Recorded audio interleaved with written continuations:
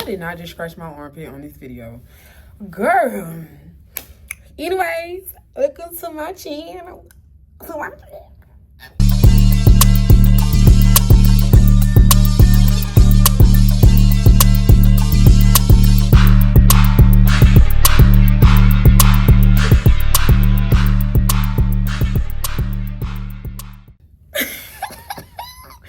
Okay, y'all, so look.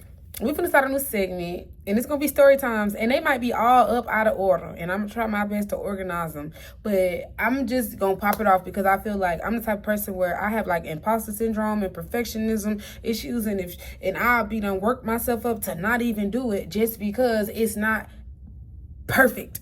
So we just gonna get it poppin', get it cracking. So on today, first story time ever. We're going to talk about how I'm beefing with a big back, okay? How my beef started with a big back ass bitch named Kiwana. And I do not give a fuck. This girl cannot take me to court for defamation of character because everything I'm finna tell y'all in this motherfucking story right now, I got on paperwork and got a lawsuit against her. At first, I didn't want to talk about this because I was just like, you know, she could try to sue me for defamation of character. Defamation of character is when you making up shit that's lies and not true. Baby, I got all my proof. Every piece of it. I still got text messages. I got the phone right here. I could pull up the messages in the phone right here. So, like I said, let's get it popping.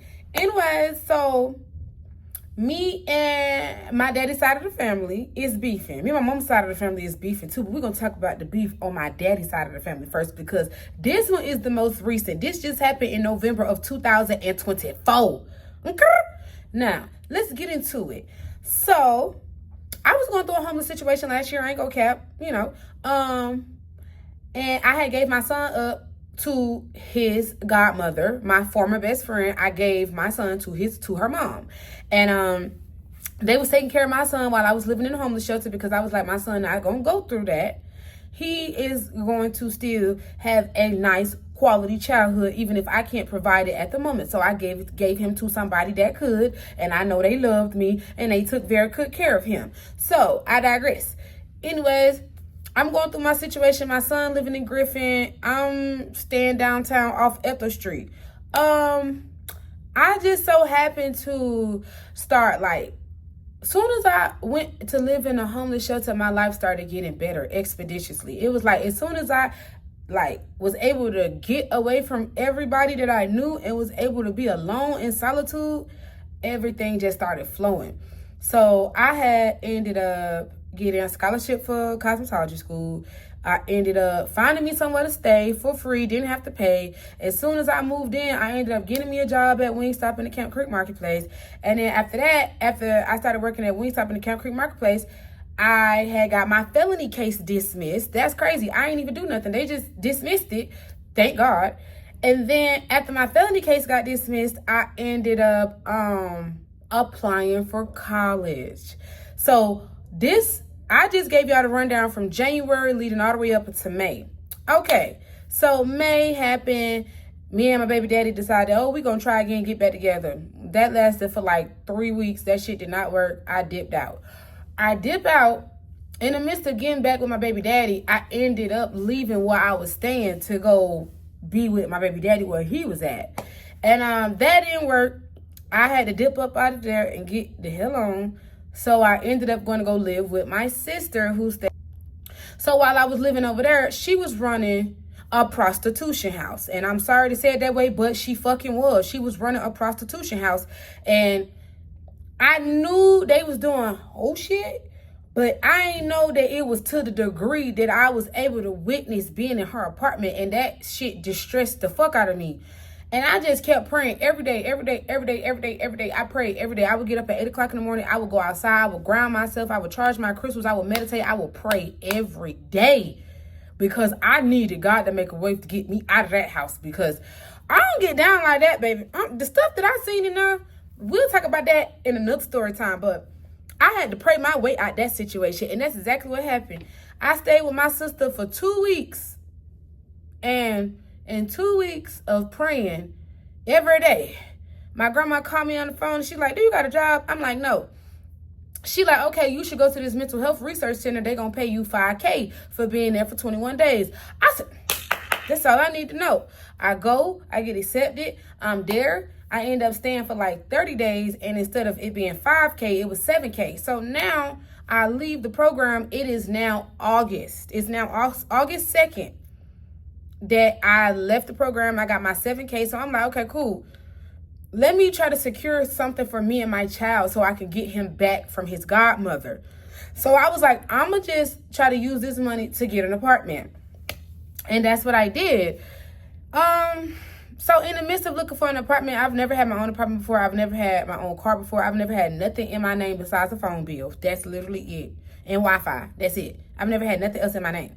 So this was new to me to have to do an application for an apartment by myself. I'm sorry, but it was. And I needed help. And in the past, every time I've tried to, pursue my independence with securing my own place to stay, when I was living with my mom, she wouldn't help me find my own apartment. That's the truth. My mom did not want to help me get stable and independent because it was not beneficial for her. She could no longer use me if I wasn't living there. She could no longer bully me out of money. She could no longer get me to buy her weed and cigarette and beers every fucking day. She could not hassle or hustle me if I was not there. So she literally chose to withhold information from me just so she could be able to use me. So now that I'm like 20, how old was I?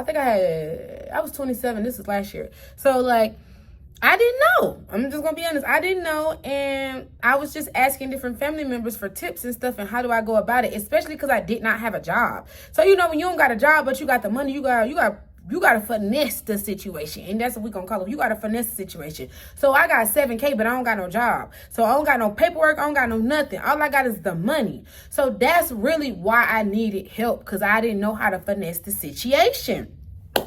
Okay, boo. So I got an auntie. Her name Kiwana.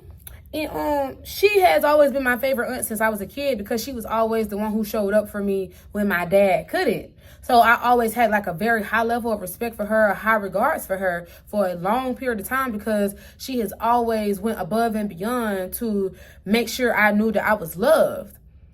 But then I guess it wasn't real love, because what she did was crazy, and I'm finna finish telling it. So, because of my history and background with her, I felt like she was the best person to help me, because everybody else that I asked, my sisters and stuff, they kind of like I don't know. All y'all hoes done had y'all own apartment before, but don't nobody know how to go about the process of getting an apartment or how to make the documents or finesse the situation, whatever you want to call it. Don't nobody know how to do that all of a sudden, but that's how all y'all hoes was able to secure y'all apartments though.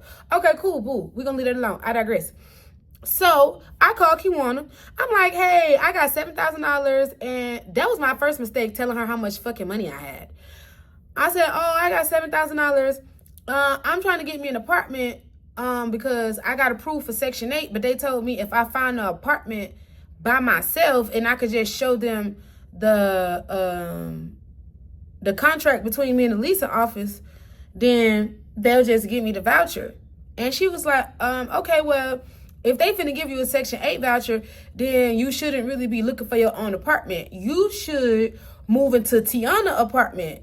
And she was like, Tiana in a mental health hospital right now. I said, she is? I said, I didn't know that. She said, yeah, Tiana in a mental health hospital right now because she still can't get over the fact that her baby died. And my cousin, Tiana, she had a daughter about a few years ago, back in like 2020, 21, and the baby died. And so it was her fault why the baby died. So she's going through a like real bad grief. That's what I'm thinking. Like, okay, you the reason why your child died, you can't get over it, and you still ain't got your shit together as a parent. So I can understand why you grieving to that degree. Cause I done been in the mental health hospital before. So I'm sympathizing with her instead of judging her, but I'm putting myself in her perspective to see maybe how she see it. But that wasn't even really the case. That was just her playing off of my emotions. So she like, Tiana in a mental health hospital. She can't get over the fact that her baby died. And, I got Lamari and da-da-da-da-da. So she like, you can rent out Tiana apartment. We could create a sublease No, she said you can stay in Tiana apartment, you and D'Anthony, and after they give you your Section 8 voucher, you can leave. And I'm like, okay, cool. She was like, it's just going to be a month-to-month thing. Like, you just pay me $600 a month. But before you move in, you got to give me $800 for the utilities. And I'm like, okay, whatever. But something in my mind was like, if you finna give her $800 and you got to pay her $600 every month, you need to sign some type of agreement, because if she playing in your face and you don't get no type of documentation, you're not going to get that money back. And you're going to hate her for the rest of your life if she's able to finesse you and swindle you out of this amount of money. So even though I love my aunt, I love myself too. So I'm like, let me back myself up to be able to prove that I'm paying my dues. So I write a sublease agreement. I wrote out a sublease agreement. I typed that motherfucker up, printed it out, everything. She didn't know this, though. I had told her that in order for me to give her that much money, we need to make a sublease agreement, because I wasn't comfortable giving out money that I could not possibly get back if there was no type of documentation to prove that there was an agreement in the first place. So she's saying, okay, I don't care. She said, I'm going to write the agreement. She never wrote the agreement. So I just went ahead and made my own, because she like, as soon as you give me the money, you can move it to the apartment. Okay. I make the agreement. It's now like around August, like the 20th. It's like August the 20th at this point. And I'm so ready to get out this Airbnb that I was staying in, because I was paying an arm and a leg just for like a week there. I was paying like $600 a week for this Airbnb. And I had to go to the Airbnb because when I came back home to my sister's house after leaving the research center with the money, one of the other sisters wanted to fight me over a $20 charger. And I was like, okay, you've been having beef with me and you want to use a charger as a means to try to express something that you've been feeling. So I just said, you know what? I can't entertain this right now, because I got a big blessing and I'm not finna fumble it or go to jail or none of that. So I just left my sister's house and I went and stayed in the Airbnb. So me paying $600 a week for this Airbnb, I'm like, bro, I need to just hurry up and get me somewhere to stay for me and my baby. So my former best friend, she came and got me from the Airbnb. We packed up all my shit. And this was the day I was supposed to move into the apartment. This was the day that I knew that she was some bullshit, but I didn't have the proof. I just knew something was wrong. And what gave it away was, I told her, I said, if I'm finna give you $800 for the key to this apartment, then you gotta sign this leasing agreement saying that this is the agreement we came up with and this is how much I pay you monthly. And she had an attitude. She was mad. Like, I saw it all in her face. She was irritated because I told her, I'm not giving you no money until you sign this paperwork. So at that point, she has to sign it because she wants the money. And guess what? I didn't even get the key. The bitch didn't even have the key. I had to go. That's a whole nother story. Anyways, so I give her $800 to move in. We move in. We move all my stuff in. I get in the apartment, and it's literally like somebody lives there. Like, it's stuff everywhere. It's basically like the girl never moved out. I'm thinking if the girl in the mental health hospital, or I don't know what the fuck I was thinking, but I wasn't expecting to see that. She had cobwebs everywhere, dead beetles, dead water bugs all in her refrigerator. Like, I had to clean her whole house from top to bottom. My aunt did not tell me that I was going to have to clean up an apartment and move everything around and rearrange it in order to make it comfortable for me and my son. But what she did try to do is try to hurry up and convince me that I should move in it before she let somebody else move in it. That's how a motherfucker get you when they try to make it seem like they doing you a favor and they got somebody else waiting on the opportunity that they trying to give you. If a motherfucker trying to rush you to make a decision by using their other opportunity to make you hurry up and take the deal, they are lying. It don't matter if it's with cars or anything. They are fucking lying. So don't ever believe that, oh, I got somebody else that's trying to get this shit. If it's meant for you, it's meant for you. And however much time you need to take to let it simmer in your spirit, do that. Don't ever let nobody rush you. That was the first fuck up right there. But I digress again. So I gave her $800 to move in, and then I spent another like $600 cleaning up the apartment and trying to get everything together. The girl didn't have no lights in her apartment. She didn't have no AC in her apartment. And then by the time I spent the whole day cleaning up the apartment top to bottom with bleach and Fabuloso, and I'm ready to take a bath, this bitch ain't even got no hot water. So this bitch done basically already swindled me. I realized it was a swindle the very first day I done gave her the money and she done signed the thing. But I said it is what it is, and at least I got somewhere to stay for me and my baby. And so 2 weeks later, he came to come and live with me, which was like September the 14th. That's when he came to live with me. And that's when all hell broke loose, because me and my dad and his girlfriend had made an agreement that while I was living on the east side of Atlanta, they was going to help me take care of my son so that I could be able to work, because I hadn't gotten daycare established for him. But that was a big wazoo, because they blew that up and they didn't do nothing. And so it was hard for me to get a job. I had got hired at a lot of jobs. I had got hired at the airport. I couldn't even go to the airport and go through my badge process because I couldn't even get my dad and his girlfriend to watch my baby like they agreed to. This the shit they'll do. They'll say, oh, we'll watch D'Anthony on this day at this time, and we'll bring him back on this day. And at the designated time and day that they supposed to come pick him up, they would never show up. No text, no call, no nothing. And then 2 days, 3 days later, now the girlfriend want to reach out like, oh, how you and the baby doing? And they kept doing that. So after a certain point, I just started getting irritated. Like, you know what? I'm going to just have to go through this struggle.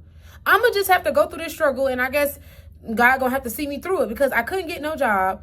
I couldn't make no money to pay the bills. And I could barely get groceries just because I couldn't get this baby off my hip. That was literally it. And God was giving me a lot of grace in that situation. A lot. Because them bills still got paid, and me and my baby still had groceries in their refrigerator every fucking day, and I didn't have to degrade myself to get the resources that I needed.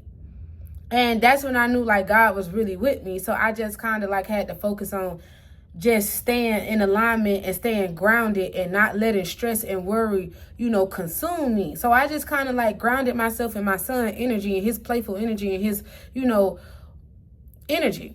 And I would take him to the park like 3 times a day. We would take a lot of walks. We would read books. I was just trying to tap into my inner child to enjoy my son and not get upset because I could not provide for him the way I saw fit. But yeah, so this was okay. So I said September, he moved in. All right, so shit started getting weird towards the end of September, moving into October, when it was time to pay the rent. And she was like, cash app it to me. So I didn't have the whole $600. I just gave her $4 because I needed that other $2 to secure groceries for me and my child. I'm not finna do it. So I gave her majority of the money. So I like, I'll turn back around and give you the $200, whatever.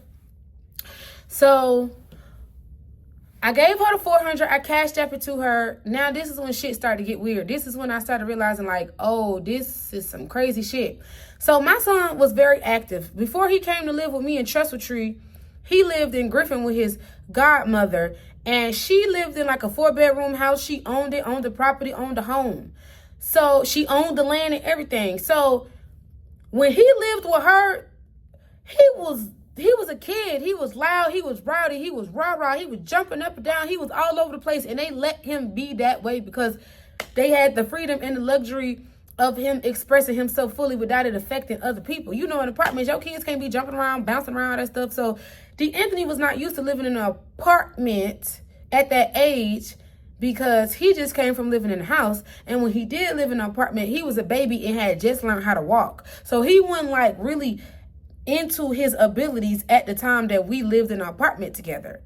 So in this apartment, he know how to run. He jumping. His favorite thing to do is to jump. If he's listening to music on YouTube, Gracie's Corner, anything, he finna start jumping, and he gonna jump for a long time. And he got big, heavy feet. So he was stomping. And I tried to have him in the bed by a decent time, but the girl baby dead spirit was still in the fucking apartment, and I didn't even know. So my child had a hard time going the fuck to sleep every night. He never wanted to be in the bed by himself. He never wanted to be in a room by himself. If I left him in a room by himself, he screamed and ran to me. And I just thought maybe he was being dramatic because we hadn't been around each other for a long time. But in the end, turns out this girl baby had died in this apartment, and her spirit was still in there. But did I know that? No. I felt like it was some weird energy in the apartment, but I didn't know that it was that weird until the end when everything blew up in my face. So yeah, my son like to stomp a lot. He like to make a lot of noise. He a rah-rah baby. We in the comfort of our own home, so he's being himself, being a kid. Him liking to stomp became an issue for the neighbors that lived under us. And the neighbors that lived under us never came to me and brought it to my attention. What they did was they was texting my auntie Kiwana and telling her, hey, that child that's upstairs making all that noise, he got to stop, or we're going to go to the leasing office and tell them that somebody is staying in that apartment. Now, that's when I knew something wasn't right, because she came to me and said, hey, I'm going to have to buy you some melatonin so you can get D'Anthony to go to sleep, because the neighbors downstairs keep complaining about him making all this noise, and they is threatening to go to the leasing office and tell them that you and D'Anthony is staying there. And in my mind, I'm like, yeah, they can tell the leasing office that me and D'Anthony staying here, but as long as the bills is paid, it shouldn't matter. And she was like, y'all got to go unnoticed. Y'all got to be quiet. Y'all got to keep a low profile when y'all in an apartment. So that's when it started getting a little weird, because I'm like, I don't even talk to nobody in this neighborhood. I literally go outside the neighborhood and walk to Grant Park to take my son to the park every day, 3 times a day. So my son stumping in this apartment is that big of a deal that you got to give me a lecture on nobody knowing that we live here? But in the same breath, you got the next door neighbor watching me and my child. The next door neighbor had ended up telling me that my auntie had already been telling her that I was finna move into the apartment with my child, and that's why she was confused when I moved in and it wasn't a baby with me, because she was trying to figure out what my child was. So at this point, now all the little pieces are starting to come out, and I'm like, something ain't right here. And so what I did was I called my daddy girlfriend, and I had a conversation with her about what the neighbors had told my aunt, and the girlfriend told it. She said, well, Tiana on the run. I said, huh? By run? What you mean she on the run? She like, oh, I done said too much already. She was like, well, just be careful while you in the apartment. But that's why we didn't take the apartment when Kiwana offered it to us, because Tiana on the run, ain't nobody got time to be dealing with all that. And I told her, I said, my felony case just got dismissed not even 6 months ago. I don't have time to be in the middle of nobody else BS with the popo or the government or whatever the hell is going on, because I got a baby over here and we ain't on that. So that's when I started to realize that everybody know what's going on and except for me. And I was just like, let me just try to hurry up and find me somewhere to stay. So I started talking to my friend Walt, and he was just like, bro, fuck that bitch. Don't give her no more money. Don't do nothing. Don't move. Don't leave. Don't nothing. He was like, you've been staying there. Don't give her nothing. He was like, if I was you, I'll just stay there until they put me out and they shut down the whole apartment. And I'm like, I don't want to be beefing with my auntie, because she's always done so much for me. And he like, bro, your problem is you always thinking about other people instead of thinking about yourself, and that's why you keep ending up on the short end of the stick all the time. He was like, something weird going on, and you choosing to act like you don't know what's going on because you don't have the full evidence, instead of trying to figure out how you could come out on top of it. And that conversation kind of made me look at myself differently. And moving forward after that, I just was like, okay, let me go sell some plasma, get some money up, and get me and my baby out this apartment, because I didn't want to have to beef with my aunt, and I felt like she was doing me a solid favor by at least giving me somewhere to stay, and I was able to get my son back from his godmama. So in my mind, I'm trying to take the peaceful approach and just, respectfully remove myself, because I don't like how this situation is playing out. And I couldn't even donate plasma because I didn't even have an address. And the address that I was using to go receive all my mail at, in the system, it was seen as a homeless shelter. And because I was deemed homeless by my address in a system, I could not give plasma. And they had a little thing going on where you can give plasma 5 times and get $500. So I was real sad about that. But yeah, so at this point, I'm stressing. At this point, it's getting close to the end of October, And I'm finna have to turn around and get this bitch $800 because I still owe her 2 from September. And then I got to give her the 6 for October. And I didn't have it. So I was like, fuck, wait. Yeah. So I get a job working at Burger King. At this point, it's like October 21st, October 22nd. And my dad and his girlfriend was helping watch the baby. I probably got through 3-4 days of training at Burger King because my daddy and his girlfriend was not consistent in watching my baby because they some fucking drug addicts and they want to get drunk.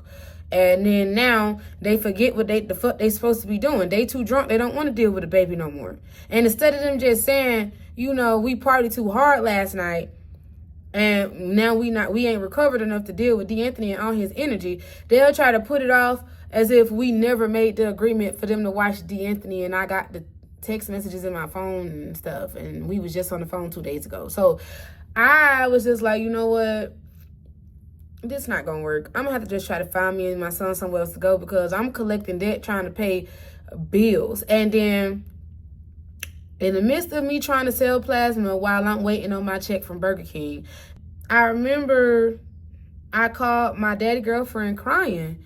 And I was just like, bruh, tell my daddy to tell his sister to leave me alone, keep asking me for motherfucking money. And she know I don't got no job. And she know I can't get approved for daycare even though I keep doing applications for the shit. Like, I don't have no support, so I'm doing the best I can. I will give her the money. Don't keep texting my phone every 3 days, keep reminding me about some money that I know I got to pay, bitch. Ain't nobody stupid here. So my daddy girlfriend was like, have you seen the news? I said, no, I ain't seen no news. She said, don't give Kiwana no more money. I said, why? She said, because she's scamming you. I said, what you mean she's scamming me? She said, Tiana is on the run for murder.